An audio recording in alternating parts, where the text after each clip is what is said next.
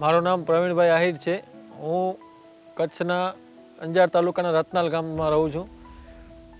મારી પાસે 40 એકર જેવી દાડમની ખેતી છે અને દાડમની અંદર બહુ જ સારા પ્રમાણમાં કચ્છમાં વાવેતર છે. તો અમે દાડમની અંદર ચેલેન્જમાં જોવા જઈએ તો અમારે રેતાળ જમીન છે. રેતાળ જમીનમાં દાડમ પકવવા એટલે જરાક પાણી વધારે ખપે છે.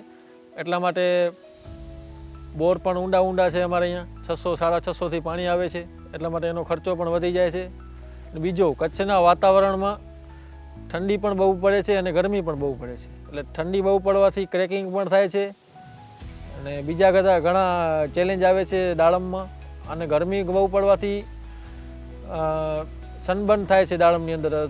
આશરે સમજી લો ને 4-5મા મહિનાની અંદર બહુ ગરમી પડે એટલે 25% જેવો સનબર્ન થઈ જાય છે અમુક વિસ્તારમાં, ક્રોપ કવર નાખે નહીં તો. ગયા વર્ષે મારા દાડમની અંદર લગભગ 600 થી 650 ટન જેવો માલ થયો હતો. એમાં 40% કે 30 થી 35% એવો એક્સપોર્ટમાં આપ્યો હતો, બાકી બધો લોકલમાં વેચેલો હતો.